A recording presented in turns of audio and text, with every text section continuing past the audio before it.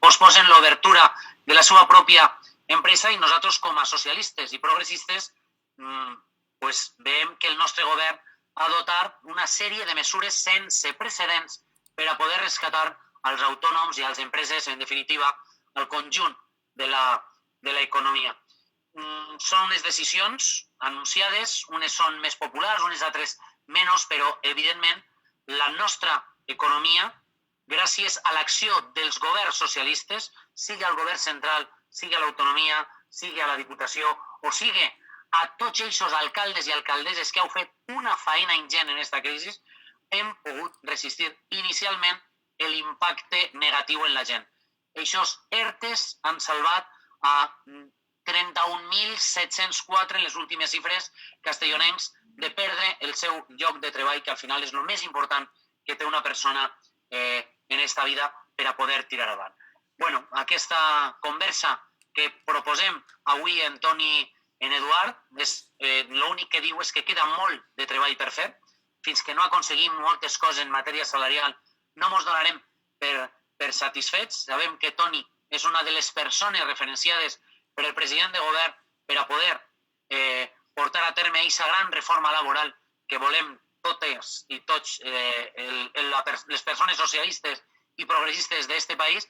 I, bueno, m'agradaria recordar que hi ha una diferència clara de quan governa un partit i quan les decisions les prenem la gent socialista. Nosaltres no deixem a ningú enrere. És la primera vegada en la història d'aquest país en què s'han aprovat ajudes als autònoms. És la primera vegada que totes aquelles persones, majoritàriament dones, que realitzen treballs domèstics i no han pogut realitzar la seva activitat en normalitat, han rebut resposta per part del sector públic i, en definitiva, sols podrem eixir d'esta si ho fem junts, sense deixar a ningú enrere. I per això és molt important que gastem la nostra pedagogia, la nostra difusió, la nostra acció política per a parlar d'aquestes mesures per a autònoms, per a la gent de l'hostaleria, del comerç i del turisme. Moltíssimes gràcies a tots per estar ací i endavant, companys, que ens fa falta la vostra força. Molt bé, muchas gracias, Ernest, moltes gràcies. Comenzaríamos con la primera parte de la jornada explicativa a mano de Toni Ferrer. Toni, cuando quieras.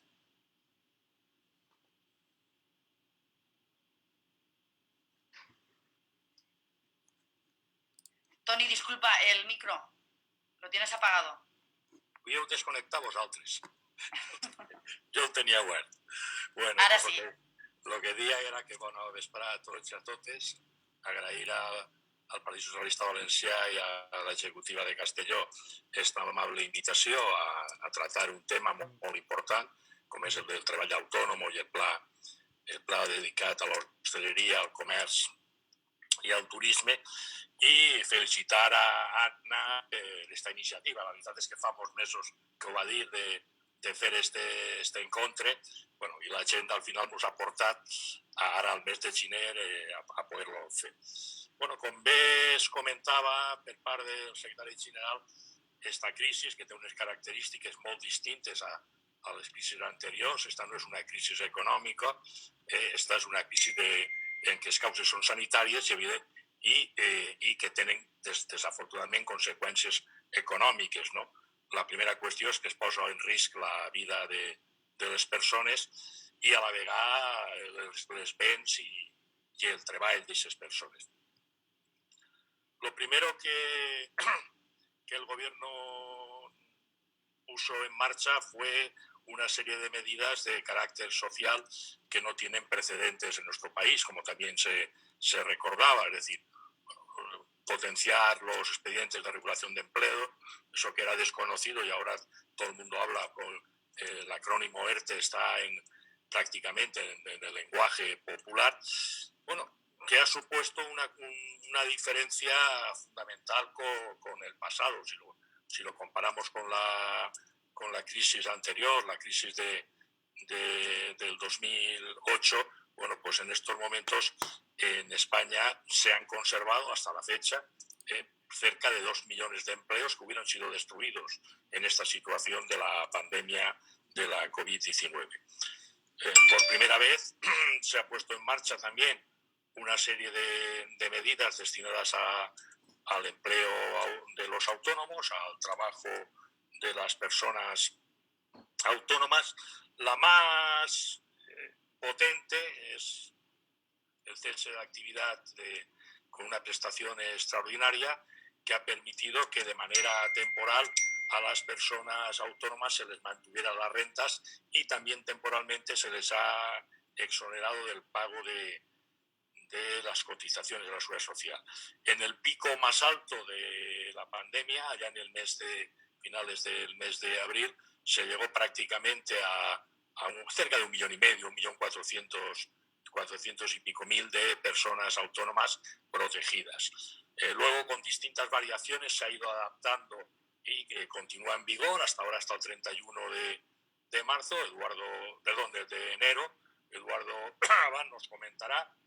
Ya están las organizaciones principales de los autónomos, a la que una de las más importantes es la Unión de Profesionales y Trabajadores Autónomos, que preside Eduardo Abad, y están ya negociando una prórroga que va en la línea del periodo previsto del estado de alarma, no precisamente las fechas, pero hasta el mes de mayo en ese terreno.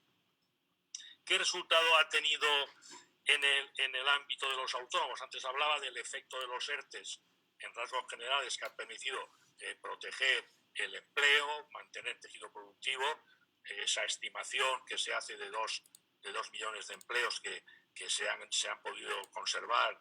En el ámbito de los autónomos se ha producido un efecto que puede llamar la atención. Los datos de la Seguridad Social en el mes de diciembre es que en diciembre de este año, o sea, cuando estamos desde el mes de marzo con la pandemia, hay más empleo autónomo que el que había en diciembre del 19, en diciembre del 2020 respecto a diciembre del 2019.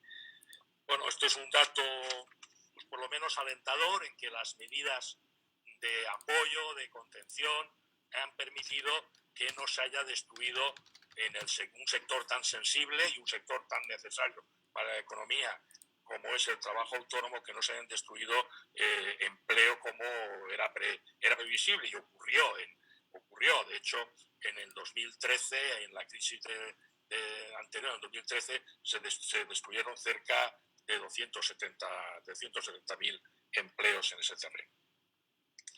Las medidas de protección que también ha puesto específicamente para los autónomos, que a nadie se le escapa que en algún momento hubo una falta de información, lo cual generó bastante malestar dentro del colectivo de autónomos, pero que luego la maquinaria se ha ido poco a poco engrasando, y hoy en día el funcionamiento es bastante eficiente. Hasta el extremo que podemos decir que en España los trabajadores autónomos tienen una tasa de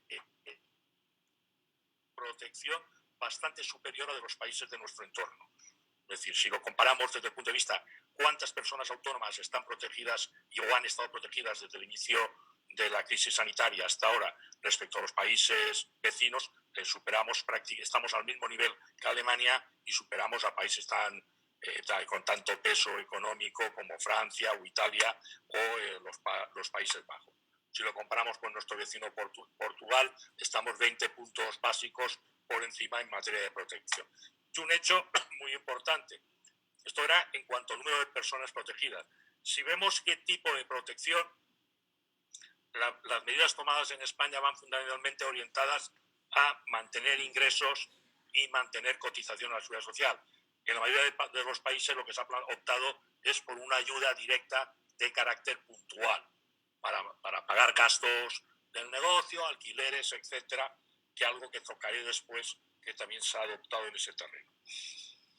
Bueno, las ayudas se han ido reformando. Me imagino que Eduardo profundizará bastante más, a medida que ha sido, como decía, protagonista en estos temas, pero prácticamente todas las contingencias que han ido surgiendo se han ido resolviendo. Con el verano apareció el problema de los autónomos temporales, los que tienen un negocio de temporada vinculada o al turismo o al periodo vacacional, los que tienen un chiringuito, los que tienen un puesto de helados, un puesto de souvenirs, etcétera. Se planteó también una medida de protección específica, también una prestación extraordinaria específica para estas personas. Y luego, con las medidas que se han ido adoptando por parte de las autoridades sanitarias de las comunidades autónomas, con restricciones al sector de restauración o a la hostelería en su conjunto, restauración, bares, etcétera, también se ha ido flexibilizando y abriendo la prestación de cese extraordinario también para este tipo de contingencias. También los autónomos son beneficiarios de los ERTE, no ellos como personas físicas, sino en la medida que son empleadores de trabajadores y por lo tanto se benefician tanto del ahorro de salarios como de la exoneración temporal de cotizaciones de la Seguridad Social de sus trabajadores. Y ya un poco para que se tenga una visión de conjunto, yo he estado hasta ahora describiendo las medidas fundamentalmente vinculadas a la prestación extraordinaria por cese de actividad que proviene del Ministerio de Inclusión, Seguridad Social y Migraciones, pero ha habido medidas desde el Ministerio de Hacienda con el aplazamiento de pago de impuestos, la adaptación también de pago de tributos y por lo tanto toda una serie de medidas que han permitido que los autónomos pudieran afrontar esa caída brutal de los negocios provocado por la crisis sanitaria. Hemos también visto que el Ministerio de Economía puso en marcha lo que se llaman las líneas de crédito de avales para pequeñas empresas y para autónomos. En la primera fase hubo problemas, hubo que llamar la atención a la banca porque pretendía aprovechar esta línea de ayudas para vender productos suyos o para dar trato preferencial a sus clientes. Afortunadamente todo eso se fue reconduciendo y esa línea de avales que ha llegado a superar los 100.000 millones, que en la primera fase eran para tener liquidez, para que las pequeñas empresas y los autónomos tuvieran tesorería, y luego ahora es para solvencia. De hecho, hay una línea en marcha aún de cerca de 40.000 millones de euros. A su vez, también atendiendo una demanda de los autónomos, se han renegociado los periodos de carencia, se han ampliado para que, en la medida que la crisis persiste, no tuvieran que hacer frente a los pagos de los plazos ya de los créditos, y luego medidas también en materia de alquileres, etcétera. Por lo tanto, un conjunto, hay otro tipo de medidas dentro del campo del Ministerio de Transición Ecológica, como el bono social eléctrico o la posibilidad de suspender los contratos de electricidad y de gas sin tener penalización, han ido configurando un conjunto de medidas que intentan proteger al máximo las circunstancias negativas, desfavorables, que ofrece para este colectivo, quizá uno de los más sensibles, y que el Gobierno ha ido generando unas medidas que a veces tienen que complementarse con las medidas que han traído la comunidad autónoma. Yo no voy a profundizar en este tema, es una cuestión que se conoce, que a la vez las comunidades autónomas tienen toda una serie de planes de ayudas, incluso los grandes ayuntamientos también han planteado ayudas específicas para los autónomos. Y bueno, y luego está más recientemente, concretamente a finales del mes de diciembre del año pasado, el 22 de diciembre, el Gobierno aprobó un plan de apoyo al sector de hostelería, de comercio y de turismo. Un plan que yo os dejo aquí, imagino que Eduardo desarrollará, en realidad que es uno de los artífices, y os puedo decir que gracias a la labor que ha desarrollado UPTA, muchos de los temas que se han puesto en marcha ha sido por su trabajo, su tenacidad, su exigencia. A veces parecía que estaban cuestionando la política del Gobierno, no, y lo que estaban era planteando medidas para proteger a sus representados, a los autónomos, que ayudar a que el Gobierno pudiera desarrollar mecanismos para acceder a las nuevas realidades de problemas que surgen. Estamos en una etapa, aún en la tercera ola, y quiero concluir ahí, es decir, esperanzados con la vacuna, pero con la tercera ola, y por lo tanto hay que seguir desarrollando medidas de protección. Es decir, no sabemos de la próxima reunión del Gobierno de la Nación, en concreto del Ministro de Sanidad y de los consejeros de Sanidad de las comunidades autónomas, si van a haber más restricciones en ese terreno. Por lo tanto, va a ser necesario el profundizar, el mejorar y seguir protegiendo e implementando el trabajo en general, los trabajadores asalariados y el de autónomos que nos ocupa hoy en particular. Yo, Ana, ya nada más, le cedo la palabra a Eduardo. Joder, Toni, después de escucharte a ti, a mí me da vergüenza hablar. No seas pelota. No, además lo sabes que lo digo de corazón, porque ya, si hay alguien en este país que controle del mundo del empleo, del trabajo, es Toni Ferrer. Tenemos la gran suerte de contar con un auténtico fenómeno, ¿no? Que conoce perfectamente la materia laboral y que ha estado además muchos años al otro lado de la barrera, y para conocerla precisamente hay que estar en los dos lados, ¿no? Bueno, hoy es un día además que fíjate, estaba nervioso, llevo nervioso toda la tarde porque dije no llego porque nos hemos enzarzado con el secretario de Estado y con el director general de la Seguridad Social, de Ordenación de Seguridad Social y con todo su equipo, pues en algo que es muy normal, que es primero ya os adelanto que efectivamente esa actividad extraordinario se extiende hasta el último día de mayo. Eso ya está cerrado. Es que os voy a hablar más de cómo estaba, porque es que el martes que viene se publicará en el Real Decreto las nuevas condiciones del cese de actividad. Pero os quiero dar 4 detalles para que tengáis muy claro también qué es esto del cese de actividad y a cuántas personas está ayudando en esta situación de crisis económica, evidentemente sanitaria, pero también económica. Fijaros, a lo largo de estos últimos 4 meses, que es la última prolongación del cese extraordinario, se han beneficiado 556.000 autónomas y autónomos de nuestro país. Estamos hablando de que a 30 de diciembre, esta última fase, han supuesto 753 millones de euros de pago en prestaciones a estos autónomos. Y estamos hablando de prácticamente 100 millones de euros de exoneraciones de cuotas a lo largo de este periodo. Es decir, el esfuerzo económico que está haciendo la Seguridad Social, evidentemente es un esfuerzo económico titánico para tratar de salvar a la mayoría de los autónomos y autónomas de nuestro país.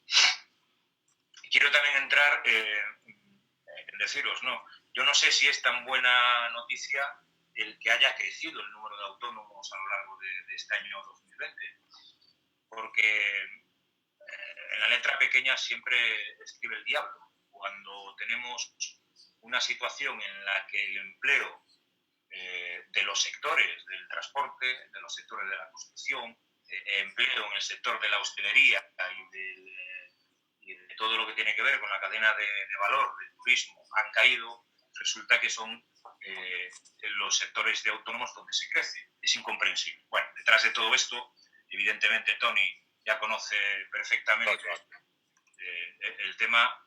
Bueno, pues hay desgraciadamente, pues en muchos casos una prostitución del mercado de trabajo por empresas que tenían que tener contratados trabajadores por cuenta ajena y que están aprovechando la situación para contratar servicios profesionales de trabajadores por cuenta propia. Me preocupa muchísimo el ámbito sanitario, porque el ámbito sanitario, que ya está suponiendo uno de los elementos de crecimiento del empleo autónomo, prácticamente ya es el cuarto sector, con más de 119.000 autónomos y autónomas, es el que más ha subido a lo largo de estos meses. Eso quiere decir que hasta hay alguna administración, es decir, hospitales, centros de salud, etcétera, etcétera, están contratando autónomos en estos momentos de crisis. Bueno, podemos obviarlo porque es una situación compleja, pero no deja de ser una situación preocupante desde el punto de vista del mercado de trabajo. En cuanto a las ayudas del colectivo de los autónomos, fijaros, yo no lo voy a llamar, no le podemos llamar ayudas, porque al final esto sale de las propias cotizaciones de nuestro sistema. Es decir, la prestación de cese de actividad extraordinario es la hermana del cese de actividad ordinario. Como todos sabéis, el cese de actividad ordinario se puso en marcha, si no me equivoco, en el año 2013, cuando pues un gobierno que decidió ser valiente desarrolló un sistema por el cual los autónomos tuviéramos un sistema homólogo al que tienen los trabajadores por cuenta ajena de protección en caso de que nuestro negocio, por causas ajenas a nosotros, desapareciera. Bueno, pues el cese de actividad que conocíamos hasta ahora se ha transformado en el cese de actividad extraordinario desde el mes de marzo. Cese de actividad extraordinario que tiene 4 elementos fundamentales que conocéis sobradamente.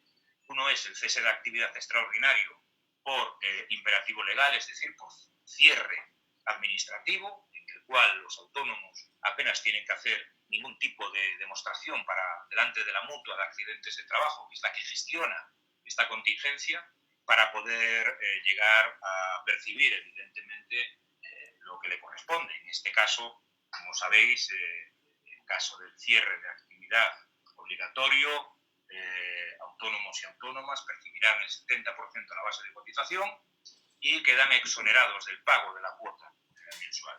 Luego hay otra vertiente del cese de actividad extraordinario por imperativo legal que va al 50%. Es decir, que en vez de pagarte el 70% de la base de cotización, se quedan el 50% porque son los catalogados y llamados como cierres no totales. Luego tenemos otra fórmula que dentro del cese de actividad, que es el cese de actividad por minoración de ingresos. Que ahí tiene también 2 vertientes, una que es la minoración de ingresos del 50%, que eso lleva consigo la exoneración del pago de la cuota y percibiríamos el 50% de la base de cotización mínima del sistema. Y luego tenemos el del 75%, que cobraríamos el 70% de la base de cotización, siempre y cuando podamos justificar que tenemos una caída de facturación del 75%. Evidentemente, las caídas de facturaciones son en comparación con los mismos meses del año anterior correlativamente. Y luego, para terminar por refrescar un poco estas ayudas, está el cese de actividad para los autónomos de temporada. Este es un sistema, el cese de actividad para autónomos de temporada, que desgraciadamente apenas ha funcionado porque en el concepto de autónomo de temporada no hemos sido capaces de acertar en la definición del espacio temporal, de definir qué es un autónomo de temporada. Porque fijaros, realmente es muy complejo, puesto que un autónomo de temporada en Levante es totalmente distinto con un autónomo de temporada en Andalucía, en Sevilla, en cualquiera de las poblaciones, por ejemplo, que funcionan en Semana Santa con toda la afluencia de público que hay. Autónomos de temporada de playa totalmente distintos en la zona del Mediterráneo a la zona del norte, en España. Es decir, es una casuística complicada que hemos tratado de poner y armar, pero que no hemos sido capaces de definir, y que en esta modificación que se va a realizar trataremos de definir y de armar para que esos autónomos que se han quedado fuera, que son temporeros, puedan acogerse pues, a esta prestación, que por otro lado es una prestación que han cotizado. No nos olvidemos que esto era una prestación voluntaria, que apenas el 15% de los autónomos cotizábamos a ella antes de enero del año 2019. A partir de enero del año 2019 se convirtió en una cotización universal, es decir, en una cotización en la que todos los autónomos, los 3.250.000 autónomos de nuestro país, tenemos la obligación de pagar. Y por lo tanto, estamos también en condiciones de tener la obligación lógica de percibir esta prestación que es tan importante. Por otro lado, también, como sabéis, ahora mismo tenemos cierto revuelo en el mundo del trabajo autónomo porque aparentemente alguien está diciendo, o algún colectivo muy concreto están diciendo que vamos a tener una subida de cuotas. Pues bien, no hay una subida de cuotas de la seguridad social para los autónomos, lo que hay es una subida de los tipos que se aplican a las contingencias profesionales, es decir, los autónomos tenemos unos tipos que se aplican a cada una de las contingencias que pagamos y teníamos pactado las organizaciones representativas con el gobierno que habría una mínima subida en estos próximos 2 años de esos tipos, ¿no?, que se aplican, que sería del 0,1% en el cese de actividad y del 0,2% en el de formación y viceversa, que significarían al cabo del año unos 30 euros más o menos de subida media para todos los autónomos. Bueno, pues efectivamente lo que tenemos que recordar en este caso es que lo que no hay es una subida de cuotas, lo que hay es una adaptación de los tipos de las cotizaciones que realizamos. También tenemos en ciernes un cambio que va a ser fundamental, que todos conocéis, que es el cambio en el modelo de cotización de los trabajadores autónomos. Y permíteme, Toni, que tome sobre todo en este tema más peso, porque esto sí que va a suponer un cambio sustancial en el devenir de las cotizaciones de nuestro colectivo. Sabéis que ahora mismo nuestro colectivo elige, dependiendo de la edad del cotizante, elige entre la base mínima y la base máxima, y cada uno de nosotros, bueno, pues en función de nuestro interés, hacemos la cotización a la seguridad social. La realidad es que tenemos aproximadamente 400.000 autónomos y autónomas que tienen dificultades para hacerle frente al pago de los 286 euros mensualmente que hay que hacer para la cotización al RETA, y por contra tenemos unos 600.000 autónomos, más o menos, entre 650 y 700.000, perdón, que infracotizan, es decir, que cotizan muy por debajo de los rendimientos económicos que tienen del desarrollo de su actividad. Es decir, tenemos que ajustar, por lo tanto, al colectivo que está haciendo un gran esfuerzo, ajustarlo para bajarle las cotizaciones, y tenemos que contrarrestar el déficit que va a suponer económicamente para el sistema con el aumento de cotizaciones para un colectivo con unos determinados ingresos. Y nosotros para esto tenemos un sistema muy fácil, que además es el que, en este caso, el gobierno prácticamente tiene definido.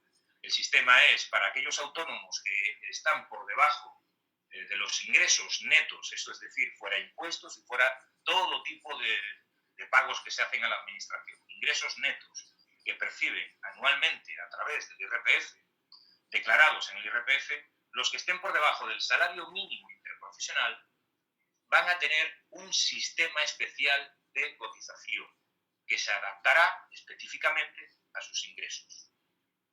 Es decir, aquellos que están haciendo un esfuerzo titánico, por ejemplo, un pequeño kiosco de cualquier pueblecito de la Comunidad Valenciana, que está haciendo un esfuerzo titánico para poder pagar esos 286 euros, tiene que tener un aliviadero, porque lo que es inaceptable es que este señor esté haciendo este esfuerzo y el notario del centro de Alicante esté cotizando en la misma base mínima que el señor que tiene el kiosco. Es decir, no tiene ningún sentido desde el punto de vista de lo que percibe uno y de lo que percibe otro y de lo que aporta uno y otro al sistema. Por lo tanto, nosotros lo que queremos es un sistema escalonado en que el que más genera, es decir, el que más rendimientos netos tiene, sea el que más pague. En esta situación de personas que están en los autónomos y autónomas que están en ese umbral del salario mínimo, como os decía, tenemos aproximadamente a 400.000, según los datos de la Agencia Tributaria del año 2018.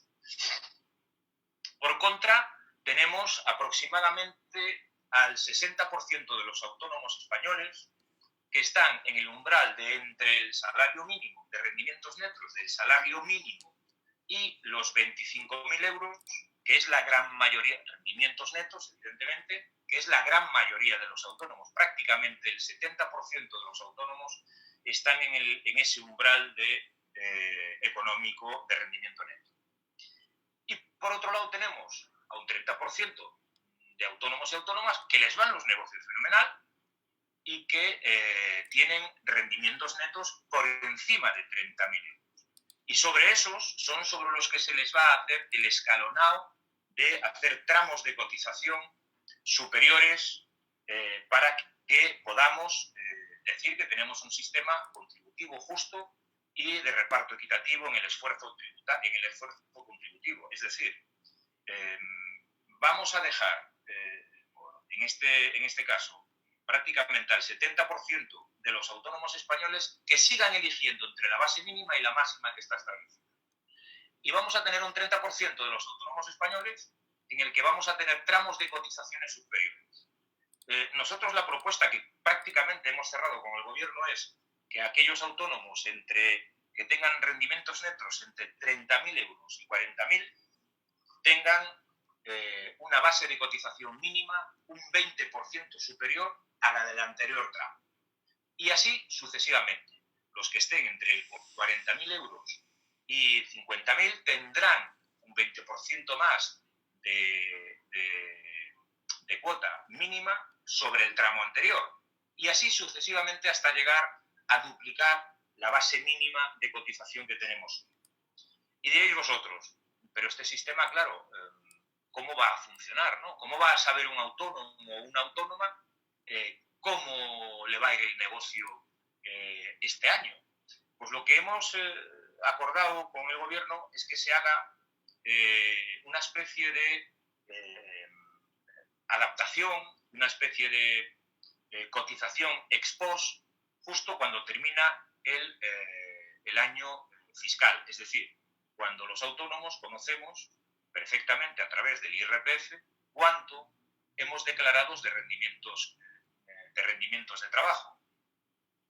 Por lo tanto, aquel autónomo que en el año 2021 haya elegido un tramo de cotización de menos de 30.000 euros, pero sus rendimientos de trabajo en el año 21 superen los 30.000 euros, tendrán que hacer una cotización adicional para regularizar esa base de cotización que ha dejado de pagar. Y por contra, si tú has elegido un tramo de 40.000 euros y resulta que tus ingresos no llegan a 30.000, la Seguridad Social te devolverá los ingresos indebidos.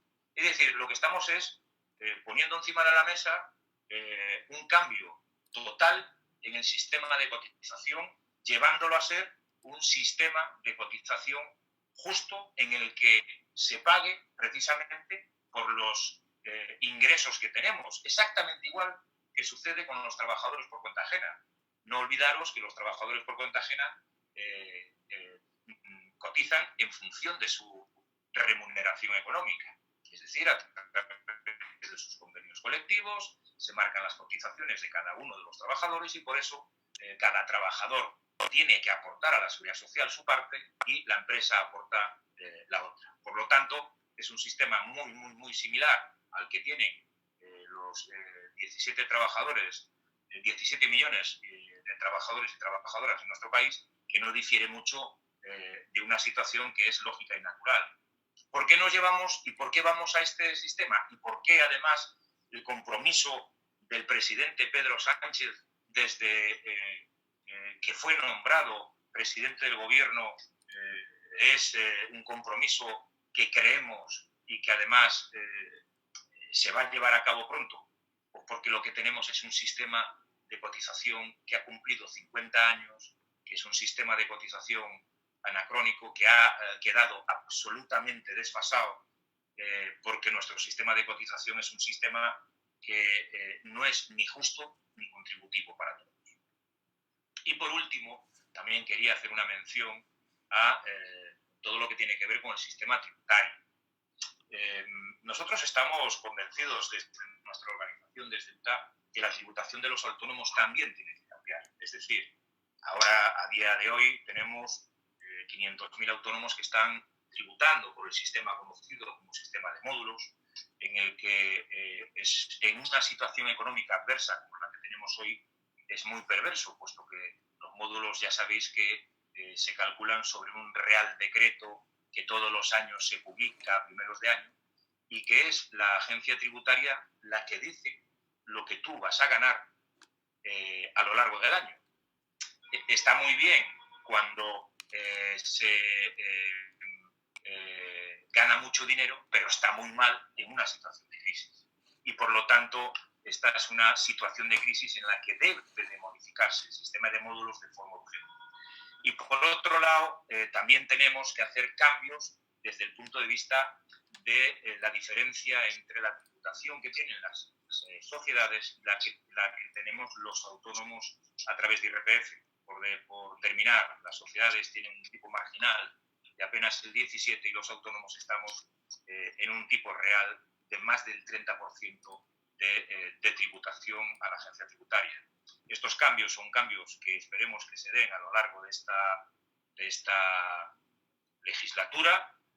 Os puedo avanzar que a lo largo del año 21 el tema de la cotización va a estar ya en marcha, y también os puedo avanzar que a lo largo del año 21 el sistema de módulos se va a transformar totalmente y vamos a ser capaces de llevar pues a los autónomos que menos capacidad económica tienen y que más carga fiscal y que en peores condiciones están, vamos a ser capaces de aliviarle esa situación. Por lo tanto, desde el punto de vista del trabajo autónomo, se están haciendo una auténtica revolución dentro de la conocida como pues una de las pilares fundamentales de la economía, ya sabéis, que siempre se dice que el autónomo es esencial dentro de la configuración de los pueblos y de las ciudades, y que en esta situación tenemos que hacer cambios urgentes y necesarios.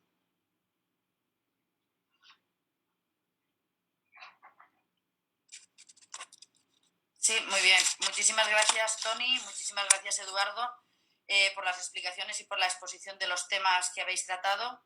Muchísima información y explicaciones que creo que nos han aclarado muchos aspectos de las medidas y de las ayudas adoptadas por el Gobierno, y también, por supuesto, de las demandas de los autónomos, ¿no? y que se están negociando en estos momentos. Abrimos, si os parece, el turno de preguntas. Me indicáis que queréis preguntar a través del chat de Zoom y os doy la palabra a los que quieran hacer la pregunta.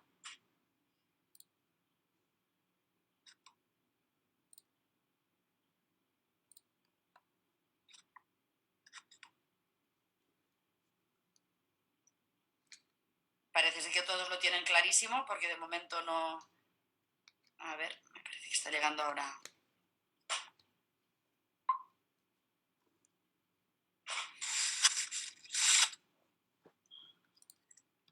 Sí, Carlos, me ha dicho que quiere preguntar. Carlos, cuando quieras, ponte el audio y haz tú mismo la pregunta. Gracias. ¿Se me oye? Sí, perfecto. Sí. No, han tocado un tema muy interesante, que es el que yo creo que estábamos hablando el otro día de Validón, ¿te acuerdas? En la reunión que tuvimos, y que va a afectar beneficiosamente a lo que son los pequeños autónomos de las pequeñas poblaciones, que son por los que más preocupación tenemos en estos momentos, sobre todo por lo que pueda ser la lucha contra el despoblamiento, ¿no?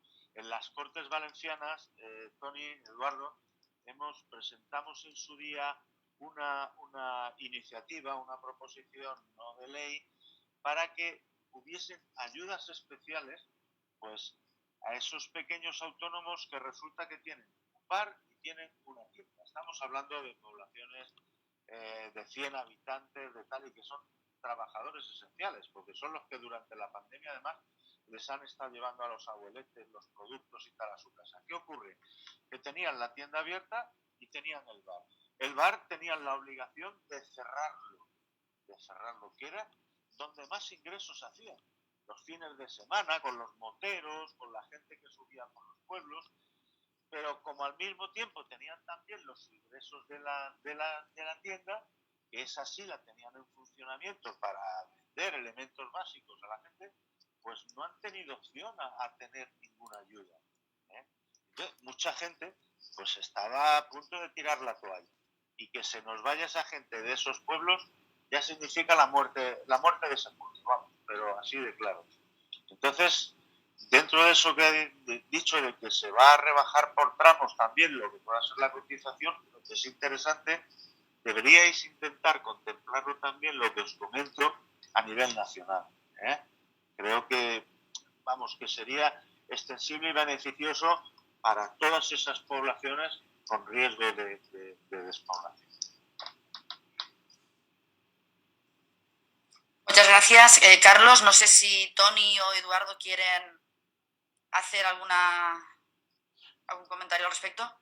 Toni, el micro si quieres hablar. Que te censuramos nosotros, ya lo sé. Decía yo que a lo mejor te da más palabras y las agrupamos todas, así habla Vale. presente, ¿no? Perfecto, sí. Pues ha pedido la palabra Maribí Garrido, cuando quieras. Maribí.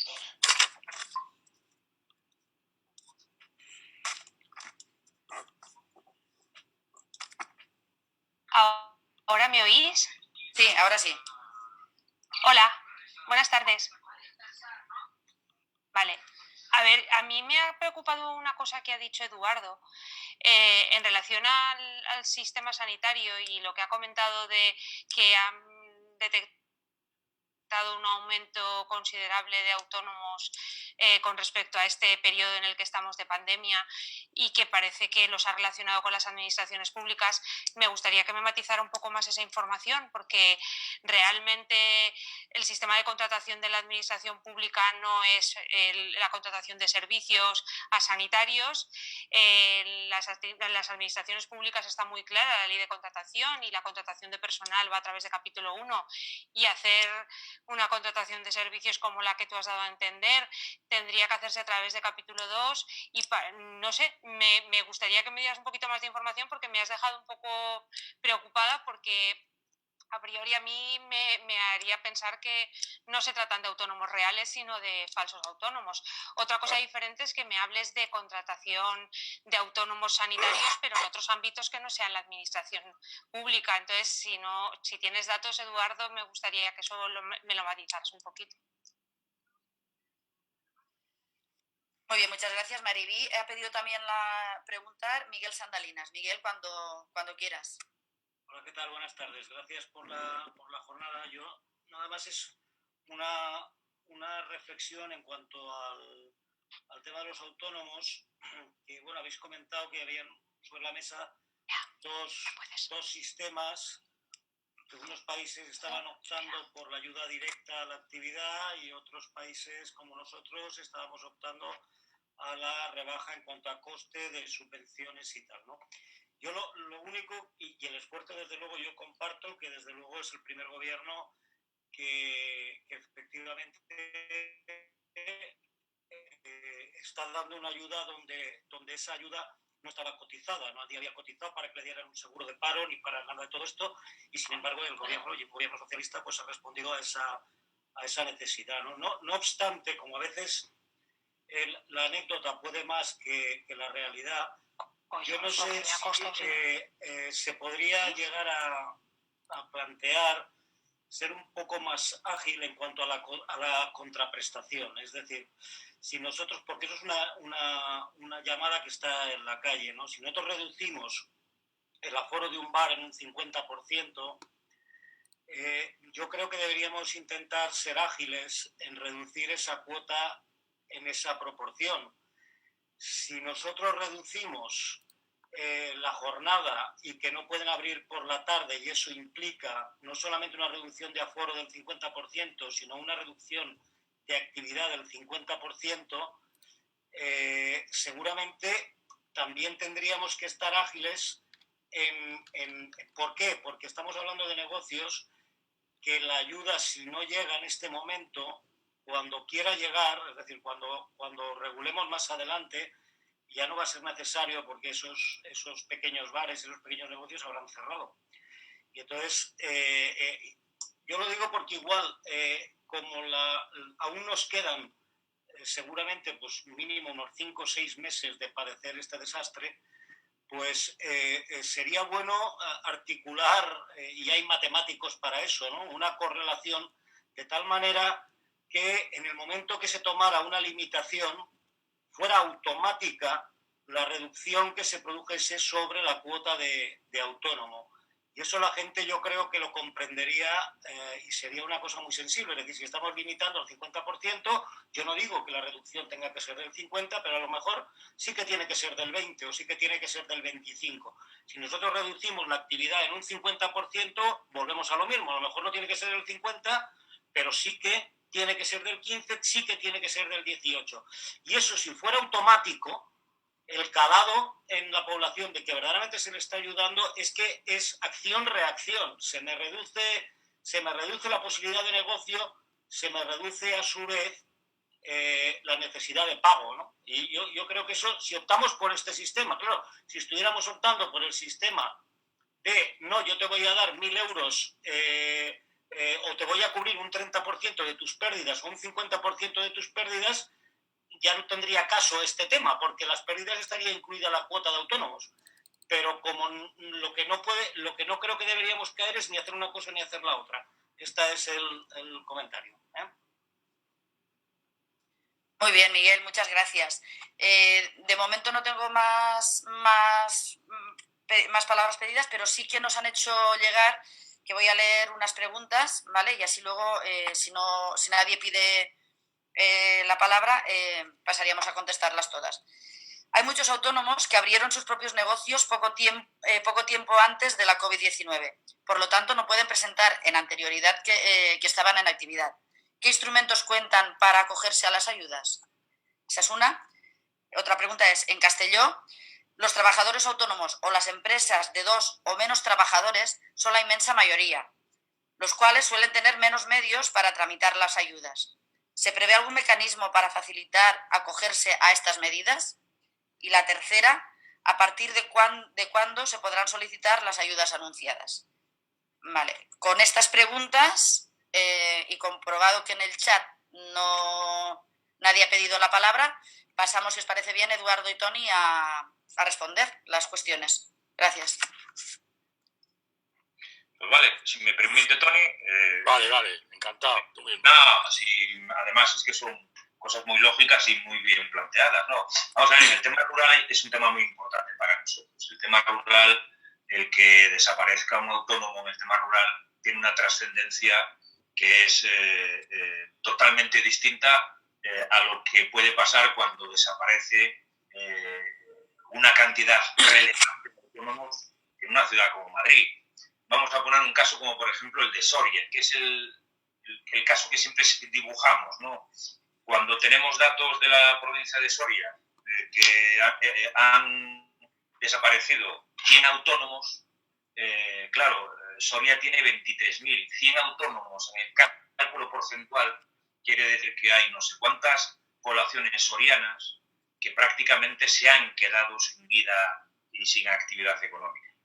¿Qué es lo que nosotros proponemos y qué es, además, lo que creo que va de mano del gobierno? Pues, hombre, la estrategia de recuperación tiene que estar fundamentada, la estrategia de los fondos europeos de recuperación, tiene que estar fundamentada en dotar al medio rural de los elementos mínimos imprescindibles para que sean auténticas locomotoras de crear empleo.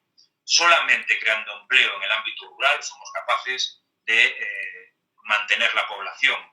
Indudablemente, además, si somos capaces de crear empleo femenino, seremos capaces de mantener con mejores instrumentos la población en el ámbito rural.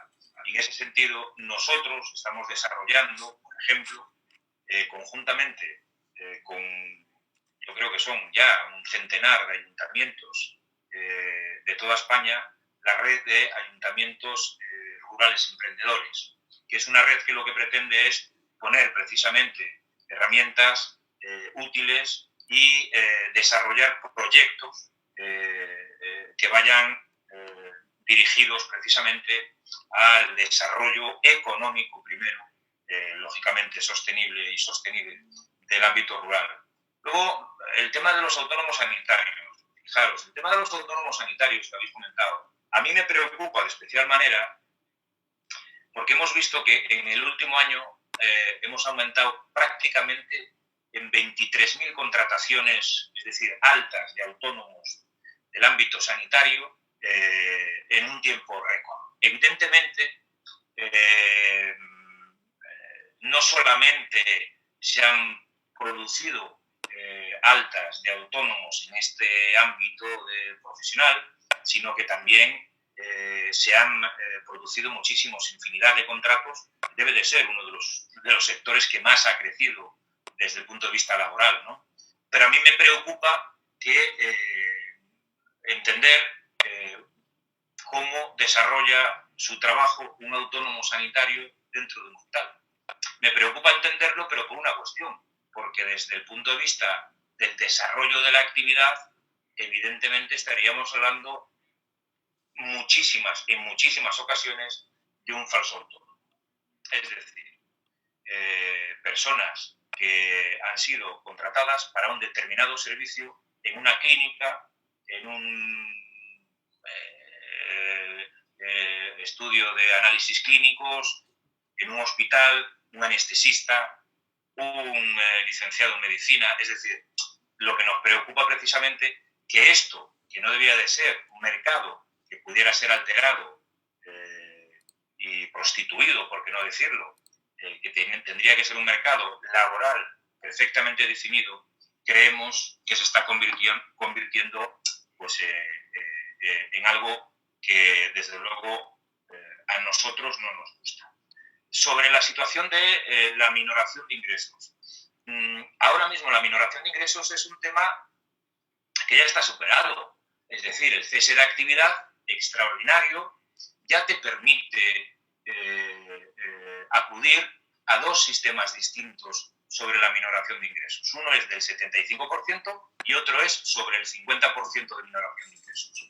Evidentemente, cuando te vas al del 50%, vas a percibir el 50% de la base mínima, como insisto, pero la cotización queda exonerada, la cotización a la seguridad social. De la misma manera que queda exonerada si te vas al sistema de pérdida de facturación del 75%.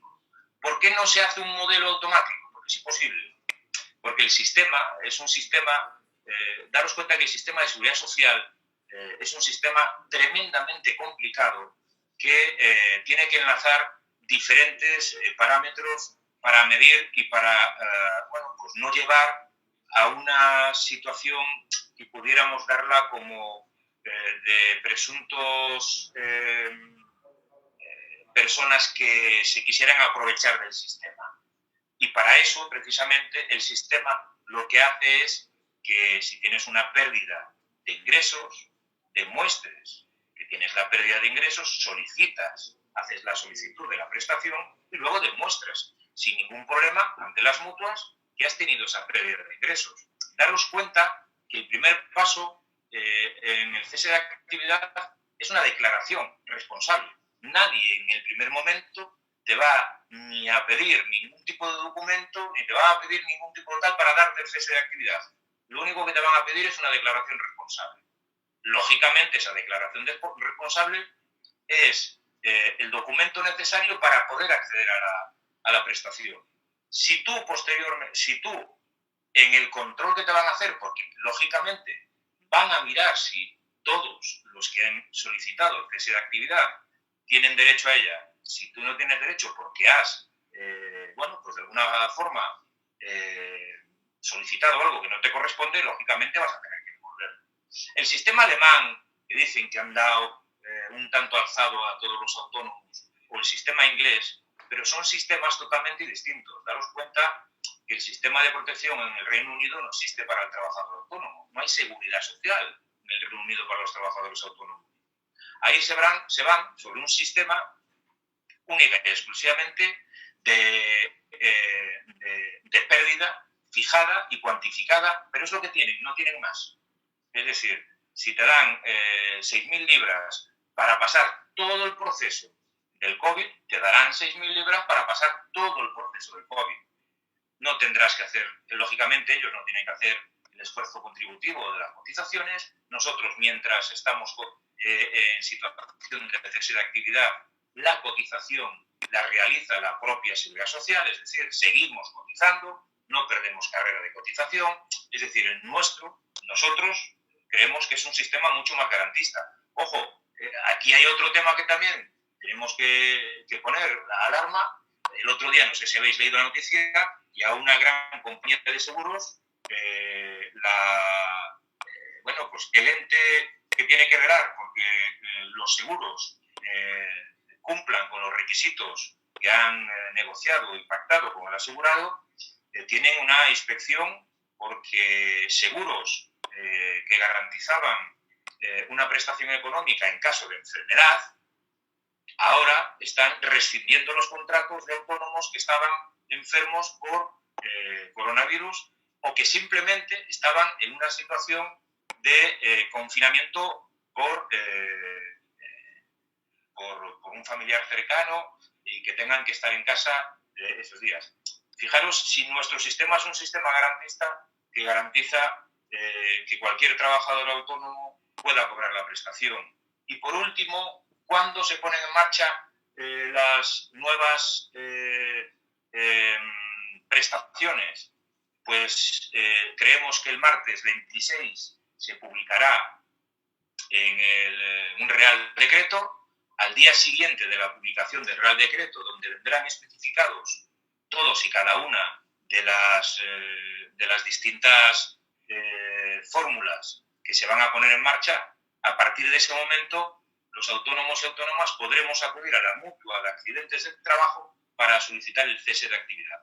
En cuanto a cuándo se va a poner en marcha el nuevo sistema de cotización, ya os adelanto que la intención que tiene el ministro Escrivá y el Gobierno es que a lo largo de este año 2021, Dios mediante la pandemia nos deje, podamos terminar de poner y de definir el sistema para que ya a partir de enero del 22 ya se empiece a cotizar en función de los ingresos. Tony, yo ya he acabado.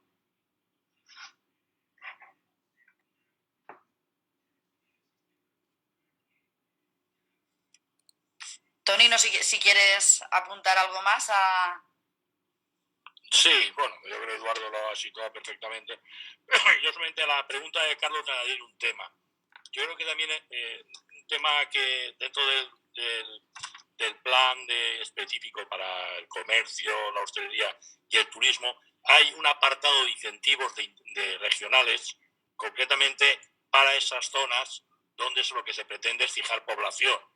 Que no solamente están las ayudas que estamos hablando de carácter contributivo, como son las prestaciones extraordinarias por el cese de actividad. Hay también otro tipo de medidas que Eduardo y yo hemos detallado, pero que puede ser una manera de complementar. Y luego lo he apuntado al final de mi intervención. Están las ayudas directas que tienen previstas muchas comunidades autónomas, entre ellas la Generalitat Valenciana. Es decir, que también se puede jugar con eso y son compatibles con las otras ayudas. Miguel planteaba un tema que yo creo que vale la pena resaltar, es decir, no estamos ante una ayuda, es decir, Eduardo lo ha explicado de una manera muy clara, perfecta, pero yo voy a insistir. La prestación extraordinaria por cese de actividad es una prestación de carácter contributivo. ¿Qué significa? Que es la consecuencia de una cotización. Ese es el gran cambio y lo que ha permitido proteger al colectivo de autónomos respecto a la crisis financiera internacional y la crisis que en España del sector de construcción y el sector financiero también en el año 2008. Bueno, fijaos la dimensión. Eduardo da unas cifras del último semestre. ¿Sabéis cuándo termine la prórroga actual, el 31 de enero, cuánto habrá gastado la Seguridad Social entre la prestación extraordinaria por cese de actividad y la exoneración de cuotas? Como explicaba Eduardo, la persona autónoma continúa cotizando, con lo cual no se interrumpe su carrera de cotizaciones a efectos de jubilación, enfermedad, etc. Bueno, se habrá gastado prácticamente 8.600 millones de euros, más que toda la cotización del régimen de trabajadores autónomos del año 2020. O sea que el esfuerzo que está produciendo el gobierno es muy importante. Ana se acordará, en el Senado tuvimos un debate con el Partido Popular, porque semana sí, semana también, viene con una serie de genialidades de qué hacer, en qué ayudar a los autónomos, y plantearon un plan de ayudas que además lo presentó su presidente, el señor Casado, bueno, y fue ridículo. Lo que planteaban para todo un año eran 2.000 millones de euros, solamente en la seguridad social, sin tener en cuenta las ayudas alternativas que hay para alquileres, las que he mencionado del ICO, las que hay para el gasto, reducir los gastos de electricidad, etcétera, las ayudas hipotecarias que hay, solamente para la seguridad social 8.600 millones desde el 14 de marzo hasta ahora para atender el cese de actividad. Yo creo que es un tema importante tener en cuenta. De las tres preguntas que se ha hecho, yo creo que dos están perfectamente contestadas. Con Eduardo solamente una, que era la segunda, que hablaba qué pasa con las microempresas de 1 o 2 trabajadores. Bueno, la microempresa de 1 o 2 trabajadores, si el empleador, el empresario, por utilizar el término es un autónomo, tendrá los beneficios que se han descrito, si está de alta de cotización, la prestación por cese de actividad, etcétera. Y los trabajadores podrá plantear un ERTE, con lo cual se beneficiará del ERTE del 1, 2 o 3 trabajadores que tenga, no pagará cuotas, o no pagará totalmente las cuotas de la seguridad social y se ahorrará los salarios, ¿no? Yo creo que ese es un tema importante. Yo nada más que añadir, Ana, es decir, yo creo que se han quedado los temas contestados. Perfecto, Toni. Muchísimas gracias. Y ahora, para contestadas ya las preguntas, para concluir, cedo la palabra a Susana Ros, diputada nacional y miembro de la Ejecutiva Federal. Vale, Susana, quan vulguis. Molt bé, Ana, moltes gràcies. Buenas noches a todos y a todas y sobre todo muchas gracias al secretario general provincial, a Ernest, a Ana por organizar estas jornadas y muchísimas gracias a los compañeros, a Toni Ferrer y Eduardo Abad por sus magníficas intervenciones y aclaraciones a las preguntas. Y como conclusiones podemos decir que sin triunfalismos pero con realismo podemos afirmar, y hoy lo hemos visto, ¿no?, que este gobierno lo está haciendo bien. Está demostrando que otra forma de gobernar es posible, que mientras el PP gestionaba una crisis aumentando impuestos, subiendo los impuestos y creando amnistías fiscales, este gobierno de coalición progresista socialista que preside Pedro Sánchez ha diseñado un gran escudo social y económico como nunca se había hecho en España. Un escudo para proteger, como lo estamos diciendo por activa y por pasiva, a los que más lo necesitan, pero con decisiones políticas, como hemos visto hoy, y con recursos económicos para no dejar a nadie atrás. Y una vez más es y ha sido el PSOE el que ha hecho frente a estas circunstancias. Porque lo estamos demostrando no solamente en el gobierno central, en el gobierno autonómico, en la Diputación provincial y en los ayuntamientos donde gobernamos o donde estemos en la oposición. Gobernar es aprobar unos presupuestos y el gobierno de España ahí lo ha realizado y tomar decisiones a diario que, como también ha dicho Eduardo, pues se publican en el BOE, ¿no? Se publican en el BOE y eso son verdaderamente gobernar y tomar decisiones. Y eso lo hemos hecho en una situación muy compleja como es la pandemia, pero lo hemos hecho con diálogo, con negociación y con pacto. Os puedo decir que el 99% de las leyes y de los reales decretos que hemos llevado al gobierno se han aprobado. Se han aprobado. Y además también quiero transmitiros un mensaje, ¿no?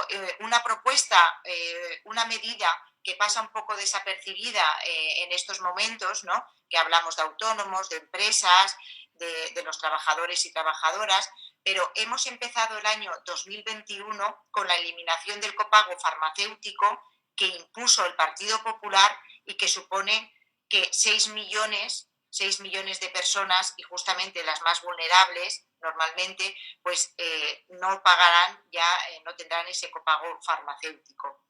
Y también aquí, como se ha dicho esta tarde, pues los ERTE, las ayudas a los autónomos, por primera vez también tenemos que recordar, por primera vez en España se ha creado un ingreso mínimo vital.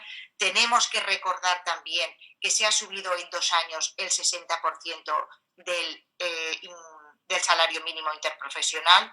Y ya para concluir, no os tengo que decir más que a Castellón, a la provincia de Castellón, siempre le va mejor cuando gobierna la izquierda, y aquí lo estamos demostrando. Pero sí que me gustaría concluir esta jornada pues con la magnífica noticia que hemos tenido a lo largo del día, que es que la justicia ha suspendido cautelarmente la decisión del Ayuntamiento de Madrid de retirar las calles a Largo Caballero e Indalecio Prieto. Yo creo que eso es un orgullo para los y las socialistas, y me quedo con esta conclusión y con esta justicia que esperamos se cumpla.